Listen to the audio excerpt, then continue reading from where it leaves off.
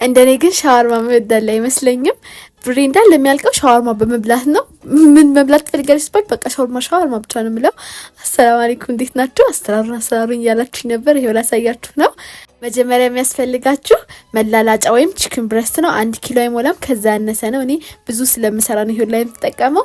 በደንብ በንጹህ ውሃ ካጠብኩት በኋላ በአንድ ግራና ቺቶና በሎሚ ዘፈዘፍኩትና ትንሽ ለ5 ደቂቃ ከዛ አወጣሁት፣ በማጥለያ ያደረኩት። ከዛ 2 ቦታ ነው የምትከፍሉት። ሳሳ እንዲልላችሁ ሳሳ እንዲልላችሁ 2 ቦታ ትከፍሉትና ከዛ ያንን ሳሳ አድርጋችሁ ትከታትፉታላችሁ።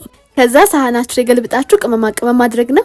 የተጠቀምኩትን ቅመማ ቅመም ጽፍላችኋለሁ። ነጭ ሽንኩርት ግን እንዳታሳንሱት፣ እሱ አንደኛ ነው። ከዛ 3 ሾርባ ማንኪያ የሚያህል እርጎ ታደርጉበታላችሁ። 1 ክዳን አቼቶ ታደርጋላችሁ። 1 ሙሉ በደንብ ውሃ ያለው ሎሚ ታደርጉበታላችሁ።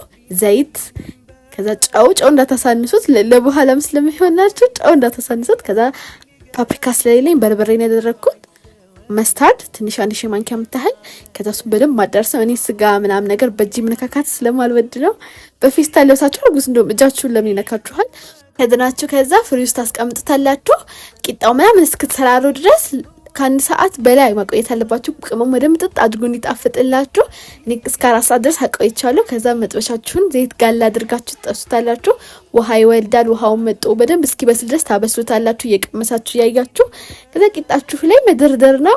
የቂጣውን አሰራር ለቀላችኋለሁ። የዚህ ሚሶስን አሰራር ከዚህ ፊት ለቅቄዋለሁ። ድጋሚውን ከፈለጋችሁ ለቀላችኋለሁ።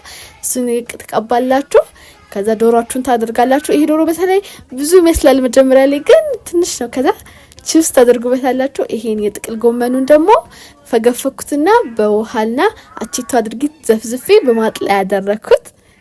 ወዲያው ማድረግ ትችላላችሁ። ከዛ ተጠቀልሉታላችሁ። እንደዚህ ተጠቀልላችሁ አንዴ ካጠራቀማችሁ በኋላ ቃህ ስለምናደርገው መጥበሻ ላይ ድጋሚ አንድ ላይ ታደርጉታላችሁ። ከዛ በዛው በሰራችሁበት መጥበሻ ታደርጉትና ቀላ እንዲልላችሁ ሳልሳ መጠቀም ትችላላችሁ። ስለሌለኝ ነው።